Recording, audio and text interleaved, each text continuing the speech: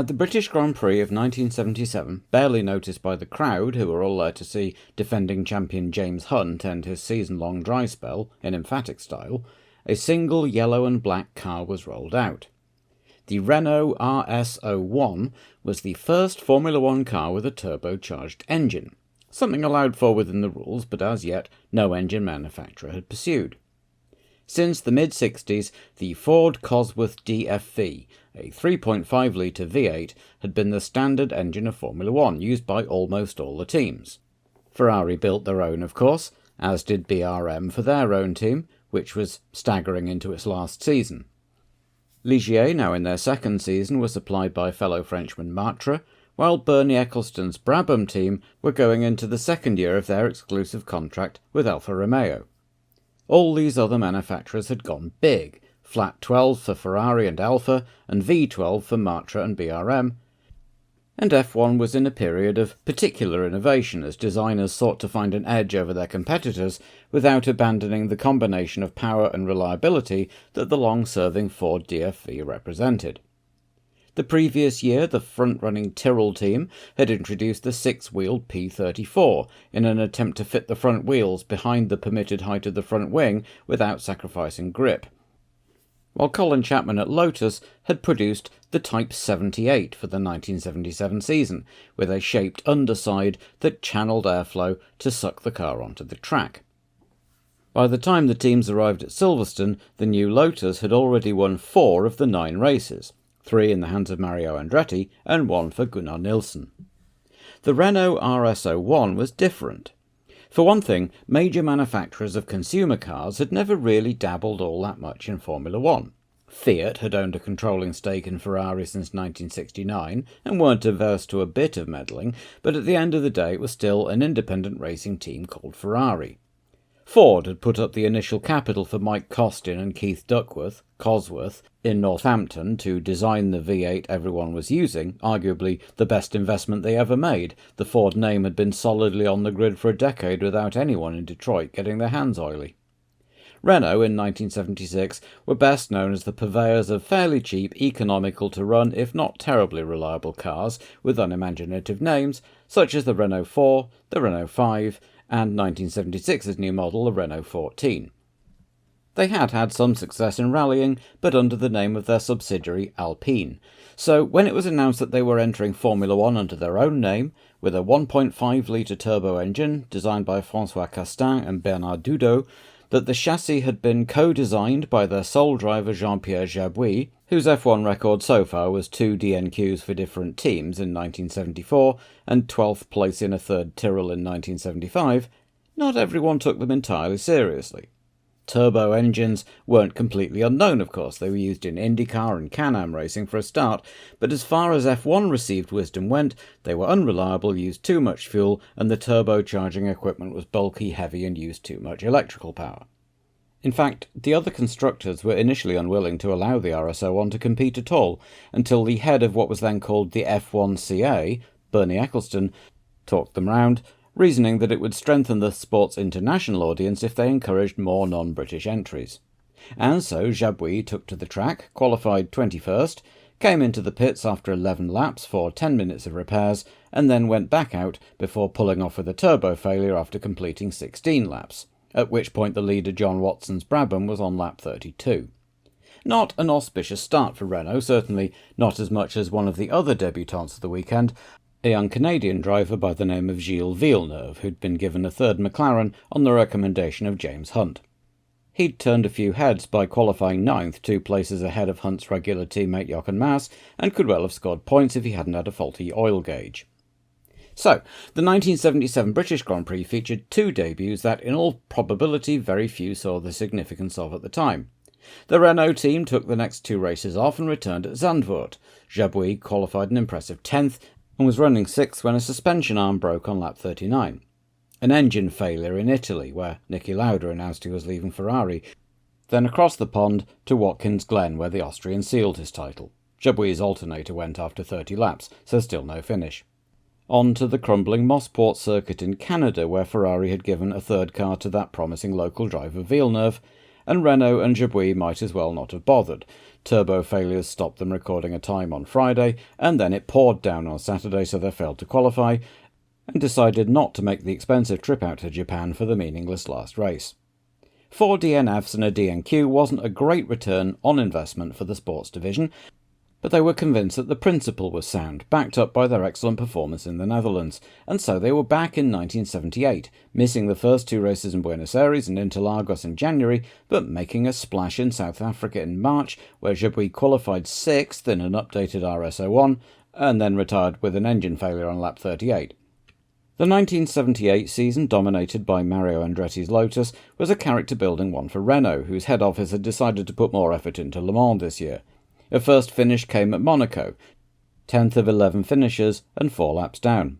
Unclassified but still running at Zolder after multiple pit stops with a brake problem, 13th and 4 laps down at Jarama. 7 more retirements then followed before the breakthrough at Watkins Glen, where Jabouille qualified 9th but drove a fine race, benefiting from several retirements ahead of him to battle for 3rd with Jody Scheckter, having to settle for 4th but Renault's first points. Normal service was resumed at the new Montreal circuit for the final race of the season, where Gilles Villeneuve took his first win for Ferrari. Brabham decided to give a trial to a young Brazilian called Nelson Piquet, and Jabouille only just qualified 22nd and finished 12th and last. By the start of 1979, most of the other teams had either already rolled out their new ground effect car or were developing one. So were Renault, whose head office now wanted to see some results after 2 years of disappointment. The team was expanded to 2 cars, with the recruitment of 1977 European F2 champion René Arnoux, who'd narrowly lost the 1976 F2 title to Jabouille. Qualifying performances remained good early on, with Jabouille taking the team's first pole position at high-speed Kyalami, but reliability was still a major problem, before Jabouille crashed his RS01 badly in Long Beach, causing the team to pull out entirely as they didn't know what the problem was. By the time they got back to Europe, though, one of the new ground effect RS10s was ready for Jean-Pierre, but if anything, the qualifying times got worse and reliability was no better either. Arnoux got his hands on the new car too at Monaco, but the slow response time of the turbocharger saw the cars on the back row in the Principality. So it was a bit of a surprise all told when Jabouille and Arnoux took the team's first front-row lockout at the next race in France. It shouldn't have been a surprise. Not only was Dijon-Prenois home soil, but it was a pure power circuit where turbo lag wasn't an issue and pure grunt was all important, and Michelin's new qualifying tyres were pretty handy too. With a then all-time record 120,000 in the gate on Sunday, Gilles Villeneuve got the better start and led the first part of the race, but the Canadian had wrecked his tyres going too fast too early and was caught and passed by Jabouille. Arnoux was third but a long way back and the laps were ticking down. He caught the Ferrari with just a couple of laps to go, and there followed one of the most famous duels in history as Arnoux and Villeneuve battled it out, passing and repassing each other with the distance ticking down, Arnoux nearly out of fuel and Villeneuve nearly out of rubber. In the end, Villeneuve held on to second place, and neither Arnoux nor the French fans were too upset. But Jean-Pierre Jabouille, cramp and all, had come home to win Renault's first Grand Prix and take their first points of the season, a French driver driving a French car with French engines, French tyres and French fuel. And the first Frenchman to win the French Grand Prix since another Jean-Pierre, Monsieur Winnie, in 1948. It was a good day to be French. The cars continued to perform well in qualifying, especially at the power circuits that made up many of the remaining races: Silverstone, Hockenheim, the Österreichring, Zandvoort, Montreal and Watkins Glen, but a pair of second places for Arnoux in Britain and the States were the best results. The others were taking notice, though. For 1980, Renault's hopes were high, and despite a false start with a double DNF in Argentina, Arnoux took his first 2 wins at rounds 2 and 3, while Jabouille's only classified finish of the whole year was his win in Austria. After his difficult 1980, Jean-Pierre Jabouille was offered a drive by the Ligier team, who'd finished second in the Constructors, and was replaced by promising young Frenchman Alain Prost. Going into 1981, Renault were no longer alone, though. Sliding skirts, an essential component of ground effect cars, had been banned, and Ferrari had responded by building a 1.5-litre turbo of their own, powering a new chassis. Matra were also building on one for Ligier to replace their big V12, and at round 4, the first European race at Imola, the new Toleman team would debut with a turbo built by Brian Hart's small team in England. BMW had indicated they were building one to supply to Brabham in the future, and other manufacturers were looking on with interest. It looked clear that following Renault's success in 1979 and 80, that whoever could solve the reliability puzzle first would have the new F1 wonder weapon. Meanwhile, way back in February 1964, Autosport magazine had a cursory paragraph recording that the Formula One Constructors Association had recently been formed, with the founder members Brabham, BRM, Cooper and Lotus, with the aim to promote the better interests of motor racing in the Formula One category, and particularly to encourage better understanding of the problems involved between constructors and promoters and organisers throughout the world. The initial secretary of the organisation was Andrew Ferguson, manager of the Lotus team. In 1970, Jack Brabham sold his team to his former business partner Ron Toronak, who quickly decided he wasn't cut out for team ownership and sold the team on to Bernie Ecclestone for the princely sum of £100,000. At the 1972 South African Grand Prix, Ecclestone approached his fellow team owners with a plan. As Formula One was becoming more and more popular on television, and television ownership was skyrocketing around the world, he thought that that was where the real money was to be made in the future. Furthermore, he argued that as things stood, the sports governing body, the FIA, who were in charge of distributing all the revenue from Grand Prix, were generous to Ferrari, but the rest weren't getting much of a look in. Bernie proposed that the F1CA become the voice of the other teams, banding together to demand a bigger share of the revenue and the final say in how much of the sport was organised.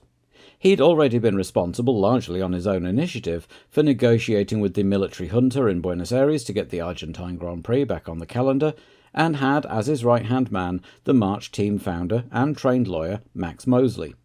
The team owners signed on the dotted line, Andrew Ferguson was ousted and replaced with Ecclestone's protégé Peter McIntosh, and a new era of Formula One began. The new organisation immediately swung into action, working directly with TV Globo in Brazil to capitalise on Emerson Fittipaldi's new star status by staging the first Brazilian Grand Prix at Interlagos in Sao Paulo in late March, a non-championship race with just 14 competitors that gave Brabham's Carlos Reutemann his first F1 win. The Brazilian Grand Prix was added to the championship calendar for 1973, the circuit having proved it could manage, and MO having won the 1972 title. There was another flashpoint at Monaco later in 1972, as Bernie and the F1CA wanted to increase the starting grid so as not to disadvantage the smaller teams, while the Automobile Club de Monaco felt they'd already pushed the limit by increasing it from 16 to 20 a few years previous. After the ACM padlocked the garages and the teams got the bolt cutters out, 25 cars started that race, and while the grid was reduced back to 20 a few years later on safety grounds, the victory in Monaco cemented Ecclestone's position as head of the teams, and at the next race in Belgium they demanded and got substantial starting bonuses by simply threatening to boycott the race en masse. By the start of the next season, Ecclestone, negotiating for the teams, had essentially set the calendar himself, with a new race in Sweden as well as the inclusion of the Brazilian Grand Prix, in agreement with circuit owners and TV networks, requiring from each circuit $56,000 per team for a European race, rising to $110,000 per team for the flyaway races in the Americas and South Africa, and of course he was collecting 8% commission personally. In exchange, he guaranteed at least 18 cars at every race, with punitive fines on anyone not fulfilling their commitments. Needless to say, the FIA weren't going to watch Bernie Ecclestone and a bunch of British privateers steal the jewel in the crown out from under them, and tasked Prince Paul Metternich, head of the Commission Sportive Internationale, with breaking the F1CA up. But the teams held together, even the sceptical Ken Tyrrell, and saw off the challenge, with only Graham Hill, who'd fallen out with Bernie years earlier and was launching his own team, breaking ranks. After a couple of months in which it looked like there might be a split in Formula One, it was tobacco company Philip Morris, who'd recently begun heavily sponsoring Formula One through the BRM and Frank Williams' new ISO Marlboro team, that knocked heads together, and even Enzo Ferrari saw which way the wind was blowing and wouldn't take the FIA's side. Later in the season, the CSI tried once again, this time announcing a new formula for 1976 with limited engine power, no wings and narrower tyres, but in the face of press criticism of heavy-handedness and a stonewall from the teams, that idea came to nothing. The following years saw continued friction between the F1CA and the CSI, But with the majority of the teams and all the major competitors except Ferrari in the former camp, there was little a governing body could do to reassert control of the series. In January 1978, Bernie Ecclestone took official control of the F1CA in January and changed the acronym to FOCA, as FICA meant something very rude in Italian, which the Gazzetta dello Sport had been having a lot of fun with. Larger manufacturers were starting to take an interest in Formula One. Bernie's own team, Brabham, was being powered by Alfa Romeo engines, while Renault would score their first points towards the end of the year. And the field was becoming less British too, as well as Renault, the French Ligier team, had won their first race in 1977, the German ATS team had bought the assets of the departing Penske team the previous year, and Wilson Fittipaldi had started his own team, with brother Emerson driving. At the 1978 German Grand Prix, Alfa Romeo announced that they would be entering F1 as a constructor themselves in 1979, and Bernie himself was in slightly bad odour with the teams after the affair of the dubiously legal Brabham fan car, which won the only race it entered at Anderstorp and had been retired before the next race in the interest of keeping the teams on side. In October 1978, sensing the moment was right, Prince Metternich, now head of the FIA overall, appointed Jean-Marie Balestre as the new head of the CSI, with the brief he'd once had: take back control of F1 from Ecclestone. Balestre quickly reorganised the CSI and renamed it FISA, the Fédération Internationale de Sport Automobile. When John Watson triggered a multiple-car pile-up at the opening round in Argentina, Balestre had his first opportunity to flex his muscles and fined Watty £3,000. Even by the standards of the 70s, safety was on everyone's minds after the fatal accident that had killed Ronnie Peterson at the Italian Grand Prix. Ecclestone threatened that the FOCA teams would boycott the next race in Brazil in solidarity if the fine wasn't overturned, but Balestre held firm, and this time it was the teams that blinked, most of their drivers unwilling to miss the race just on principle. Before the next race in South Africa, Balestre created a new subcommittee within FISA to decide upon a set of rules: a ban on the side skirts that were essential to the ground effect cars that were the current state of the art, limits on engine size and tyre width, and, just in case Renault were hoping for special treatment, a ban on turbocharged engines too. It wouldn't please the FOCA teams, but on the track, the early part of the 1979 season was turning into a battle between the Ligier and Ferrari teams, neither of which were part of Bernie's club, and soon Alfa Romeo were also racing, adding another major manufacturer-supported team to the non-FOCA balance, even if they weren't a major threat on the track just yet. It wasn't until round 9 that the British Williams team won its first race, and while a late surge saw them win 5 of the remaining 7, it seemed that the balance was tipping away from the British FOCA teams. The organisers of the Swedish Grand Prix at Anderstorp had failed to raise the funds Ecclestone required to host the race, and so in June, FISA cancelled the round, only for a few days later the requisite funds to be deposited by a mysterious oil company. Ecclestone announced that the Swedish race was back on. Balestre said it wasn't. There was still plenty of interest in Sweden despite the death of Peterson, but protests and insistence from Bernie made no difference. Another win for Balestre. In August, Ecclestone proposed his own set of rules, which seemed aimed precisely at the factory teams, particularly a limit on the number of sets of tyres per weekend. As things stood, most teams had to buy their tyres from Goodyear, while Michelin was supplying unlimited sets free of charge to Ferrari and Renault. Late in 1979, the Grand Prix Drivers' Association had been reformed, after having been absorbed into FOCA a few years earlier, and although Ecclestone thought he'd neutered the threat of a third axis in the incipient civil war, he quickly clashed with its head, new world champion Jody Scheckter, who wanted to cancel the 1980 Brazilian Grand Prix at the very basic Interlagos circuit on safety grounds. Bernie held firm. The drivers were paid to drive and they should get on and do it. If they wanted to be safe, they should drive safely. Seeing an opportunity, Ferrari, Renault and Ligier all said they had no objection to their drivers boycotting the race, while among the drivers themselves there was far from unity. In the end, the 26 drivers who'd qualified voted the day before the race.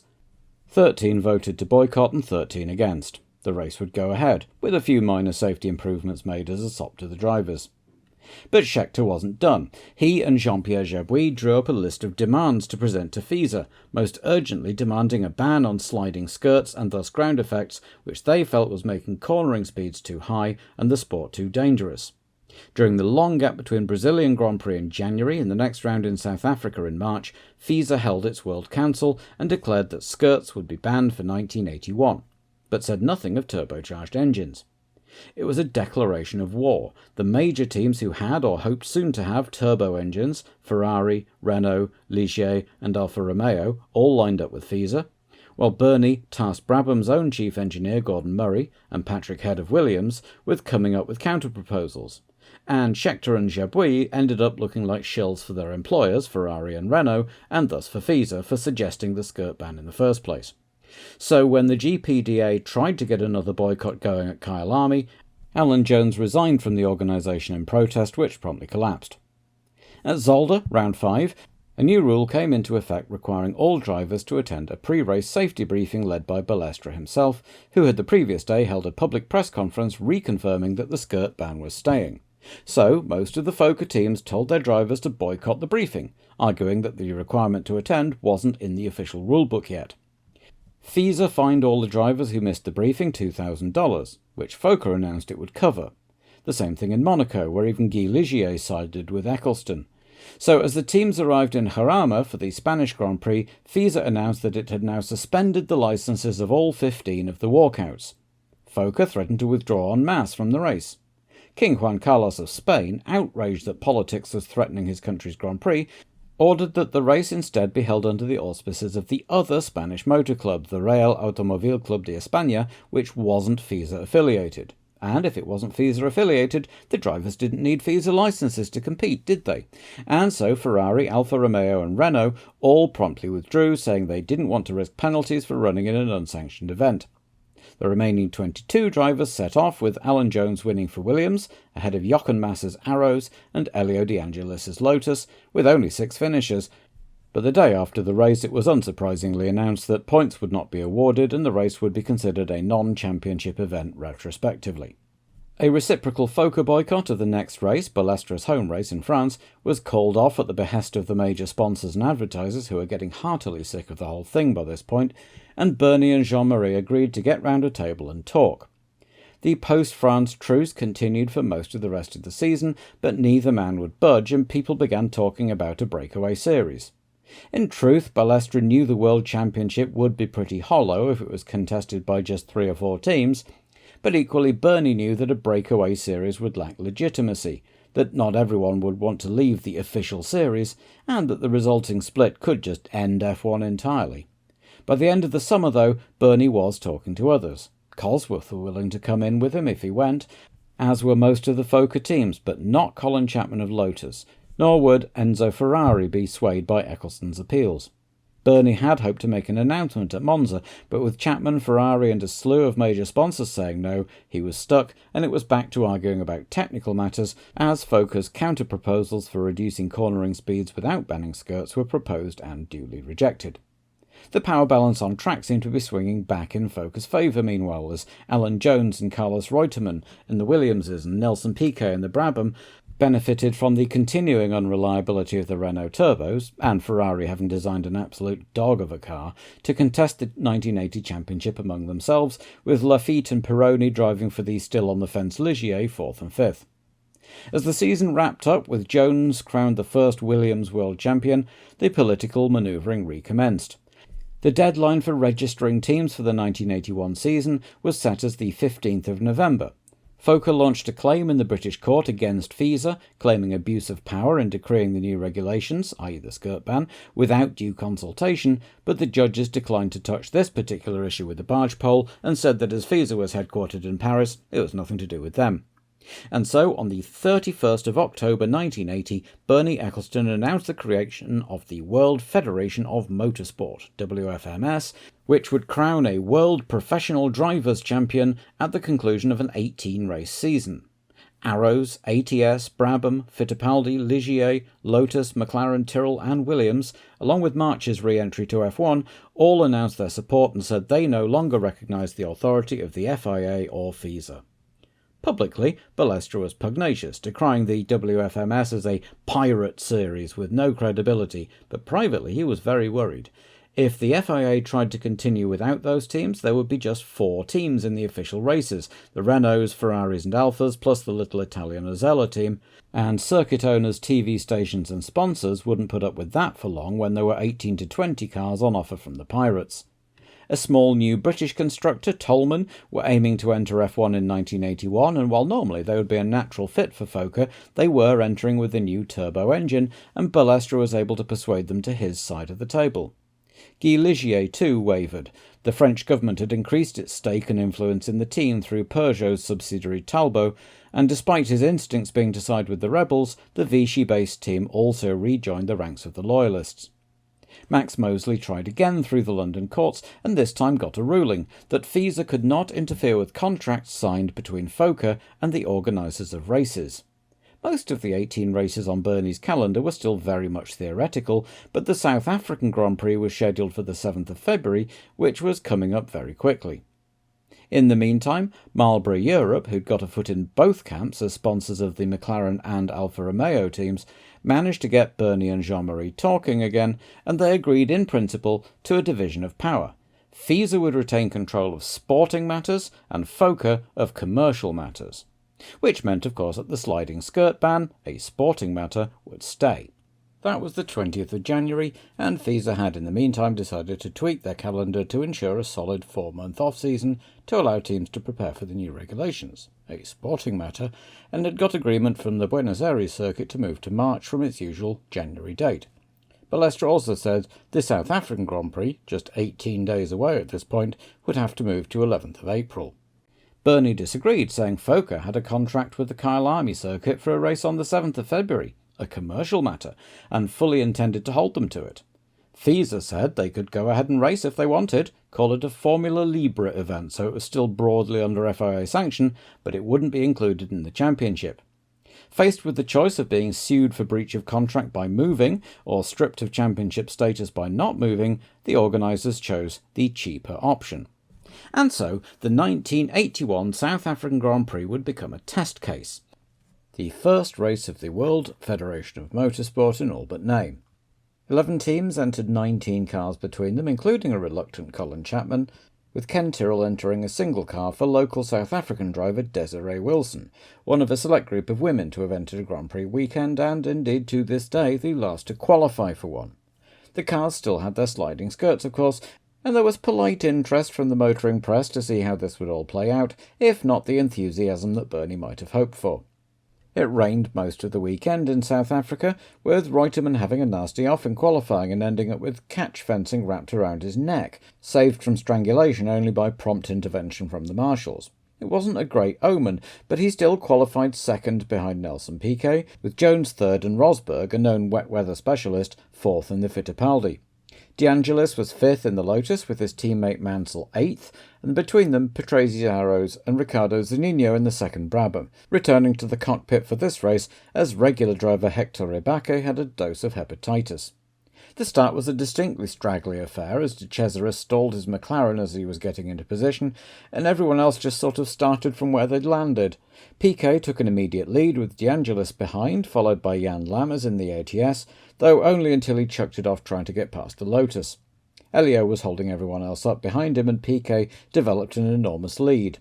Reutemann and Rosberg, though, had both started on slicks, and this proved a good call as the sun came out and the track began to dry, and when the others stopped to change themselves, Reutemann took the lead and in the end drove a pretty comfortable race to take the win by 20 seconds from Piquet, with De Angelis third and the last man unlapped. Rosberg right where he started in fourth, with Watson and Patrese making up what would have been the points if this had officially been a WFMS championship race. Jeff Lees went skating off in the early laps in his Theodore, got hit on the head by a catch fencing pole and had to be carried away dazed, while defending champion Alan Jones spun on his outlap after stopping for slicks and damaged his side skirts, and that was the end of his race. It hadn't, in all honesty, been an absolute classic, and while it was shown on TV, the only footage I can find is about 30 minutes of coverage, while a general sports programme sort of dips in and out. It's available on YouTube, I'll put a link in the down there part.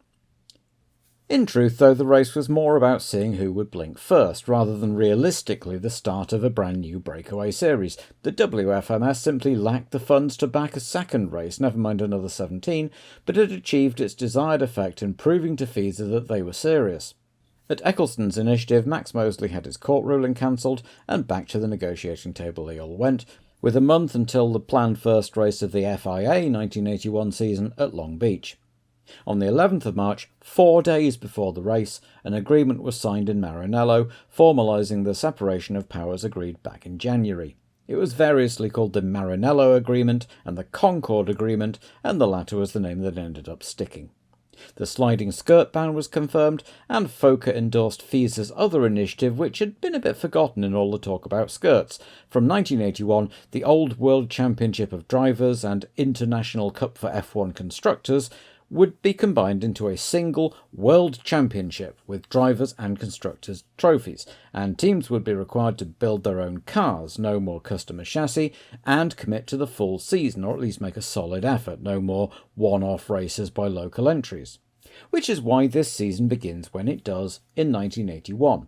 I want to give every driver their full due, as much background and biography as I can, and that's quite difficult when you've got things like a local Japanese driver just popping up to do a single race at Fuji, and all you have is just a single name on an entry list.